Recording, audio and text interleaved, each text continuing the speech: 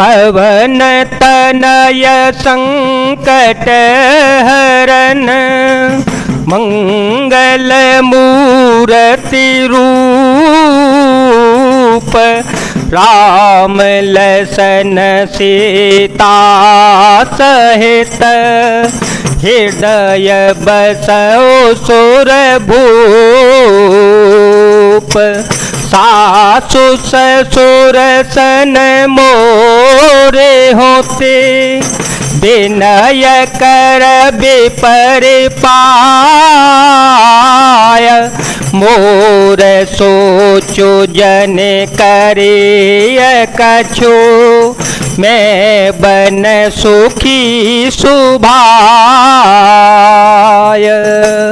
माता सीता ने सुमंत्र जी से कहा, सास और ससुर के पांव पकड़कर मेरी ओर से विनती कीजिएगा कि वे मेरा कुछ भी सोच न करें, मैं वन में स्वभाव से ही सुखी हूँ। प्राणनाथ प्रिय देवर साथा, प्राणनाथ प्रिय देवर साथा, वीर धोरी न धरे धनु भाथा, नहीं मग श्रमो भ्रमो दुख मन मोरे, मोह लगी सोचु करिय जन भोरे, सुन सुमंत्रो सिय शीतल बाने, भयो बेकल जनो पने मने हानि, नयन सूजन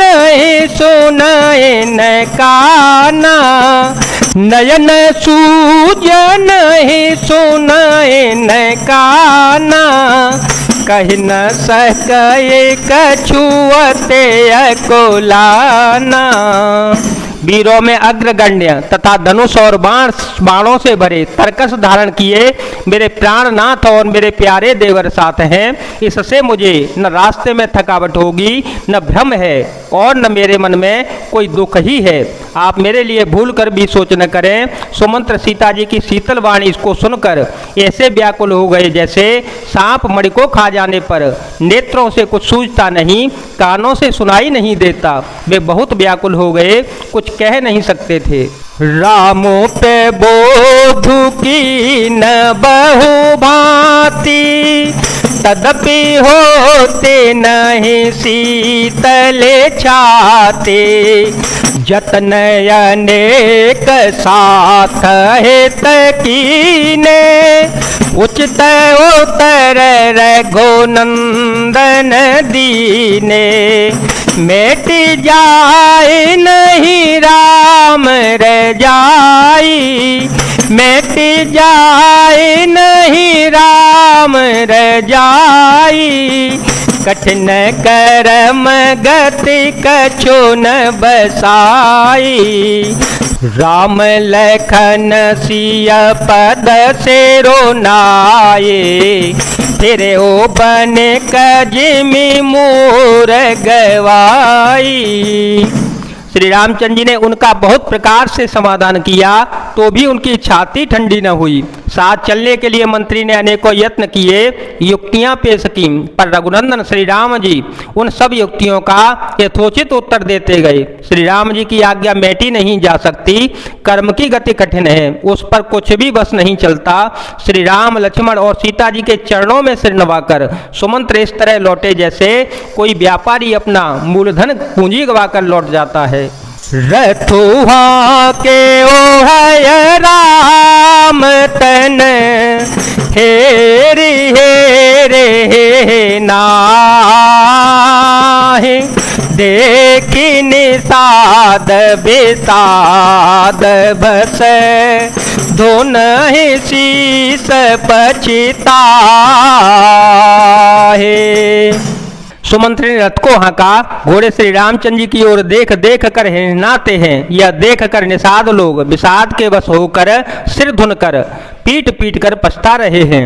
जासु वियोग विकल्प सोए से, जासु वियोग विकल्प सोए से, प्रजा मातो पितु जिय हैं कैसे, बरबस राम सो मंत्रो पठाए, सुर सर तीर आपो तब आए, मांगी नावन केवटो आना, मांगी नावन केवटो आना, कहें तुम्हार मरम में जाना, चरण कमल रज कहो सब कहे, मानो सकरन मोरे कछुई। जिनके वियोग में पशु इस प्रकार व्याकुल हैं, उनके वियोग में प्रजा माता और पिता कैसे जीते रहेंगे। श्री रामचंद्र जी ने जबरदस्ती सुमंत्र को लौटाया, तब आप गंगा जी के तीर पर आए। श्री राम जी ने केवट से नाम मांगी, पर वह लाता नहीं। वह कहने लगा, मैंने तुम्हारा मर्म भेद जान लिया, तुम्हारे चरण कमलों की धूल से सब लोग कहते हैं कि यह मनुष्य बना देने वाली कोई जड़ी है।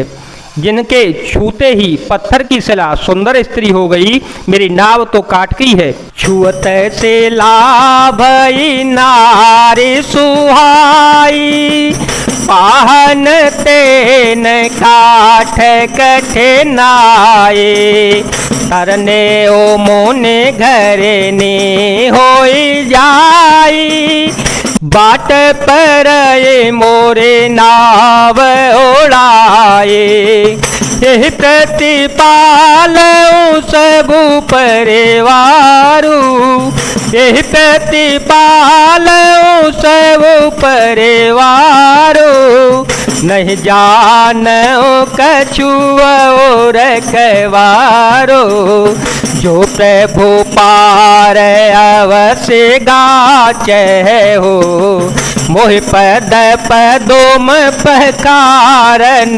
कहो। जिसके छूते ही पत्थर की शिला सुंदर स्त्री हो गई, मेरी नाव तो काठ की है। काठ पत्थर से कठिन तो होता नहीं, मेरी नाव भी मुनि की स्त्री हो जाएगी और इस प्रकार मेरी नाव उड़ जाएगी। मैं लुट जाऊंगा अथवा रास्ता रुक जाएगा, जिससे आप पार न हो सकेंगे और मेरी रोजी रोटी मारी जाएगी, मेरी कमाने खाने की राह ही मारी जाएगी।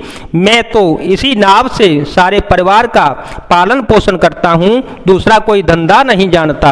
हे प्रभु, यदि तुम अवश्य ही पार जाना चाहते हो तो मुझे पहले अपने चरण कमल पखारने दीजिए, धो लेने दीजिए और कह दीजिए, पद कमल धोई चढ़ाए, नावन नाथ उतराई, चहो मोहे राम राव रे आन, दशरथ सपत सब साची, कहो बरो तीर मार हो लखन पे, जब लगे न पाय पखारे हो, सब लगे न तुलसी दास नाथ, कृपाल पारो तारे हो।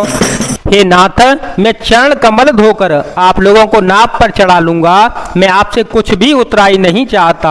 हे राम, मुझे आपकी दुहाई और दशरथ जी की सौगंध है, मैं सब सच सच कहता हूँ। लक्ष्मण भले ही मुझे तीर मारे, पर मैं जब तक पैरों को पखार न लूंगा तब तक हे तुलसीदास के नाथ, हे कृपालु, मैं पार नहीं उतारूंगा। सोने के वट के बैन प्रेम लपेटे अटपटे, देह से करो नायन, चेतय जान की लखन तन। केवट के प्रेम से लपेटे हुए अटपटे वचन सुनकर करुणाधाम श्री रघुनाथ जी, जानकी जी और लक्ष्मण जी की ओर देखकर हंस पड़े।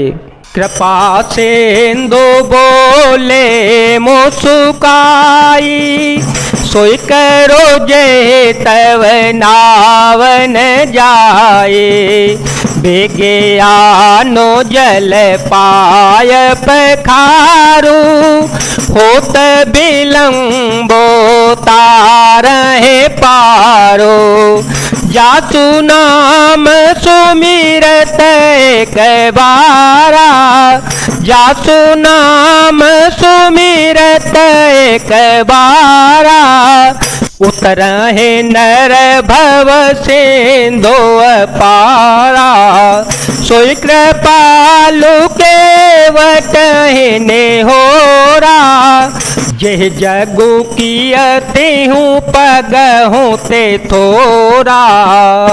कृपा के समुद्र श्री रामचंद्र जी केवट से मुस्कुरा कर बोले, भाई तू वही कर जिससे तेरी नाव न जाए, जल्दी पानी ला और पैर धो ले, देर हो रही है, पार उतार दे। एक बार जिनका नाम स्मरण करते ही मनुष्य अपार भवसागर के पार उतर जाते हैं, और जिन्होंने वामनावतार में जगत को 3 पग से भी छोटा कर दिया था, 2 ही पग में त्रिलोकी को नाप लिया था, वही कृपालु श्री राम जी गंगा जी से पार उतारने के लिए केवट का निहोरा कर रहे हैं। पदन खनि रखी देव सरे हरसी, पदन खनि रखी देव सरे हरसी, सुन प्रभु वचन मोह मते करसे, केवट राम रजाय सो पावा, पाने कठवता भरे लय आवा, अत्यानंद उमगे अनुरागा, अत्यानंद उमगे अनुरागा, चरण सरोज पखारन लागा, बरसे सोमन सुर सकल से हाहे, हे सम पुण्य पुंज को नाये। प्रभु के इन वचनों को सुनकर गंगा जी की बुद्धि मोह से खिंच गई थी कि ये साक्षात भगवान होकर भी पार उतारने के लिए केवट से कैसे निहोरा कर रहे हैं। परंतु समीप आने पर अपनी उत्पत्ति के स्थान पद्मनखों को देखते ही उन्होंने पहचान लिया कि देव नदी गंगा जी हर्षित हो गई। वे समझ गईं कि भगवान नरलीला कर रहे हैं। इससे उनका मोह नष्ट हो गया और इन चरणों को स्पर्श प्राप्त करते ही मैं धन्य हो जाऊंगी, यह विचार कर वे हर्षित हो गईं। केवट श्री रामचंद्र जी की आज्ञा पाकर कठौते में जल भर के ले आया। अत्यंत आनंद और प्रेम में उमंग कर वह भगवान के चरण कमल धोने लगा। सब देवता फूल बरसाकर सिहाने लगे कि इसके समान पुण्य की राशि कोई नहीं है। पद पखारे जलु पान करे, आप सहित परिवार, पितर पारो करे प्रभो हे पुने, मुदित गयो लई पार। चरणों को धोकर और सारे परिवार सहित स्वयं उस जल चरणोदक को पीकर पहले उस महान पुण्य के द्वारा अपने पितरों को भवसागर से पार कर फिर आनंद पूर्वक प्रभु श्री राम जी को गंगा जी के पार ले गया। जय जय सिया राम, जय वीर हनुमान जी महाराज, जय भोलेनाथ, जय दीनानाथ, जय शिव शंकर।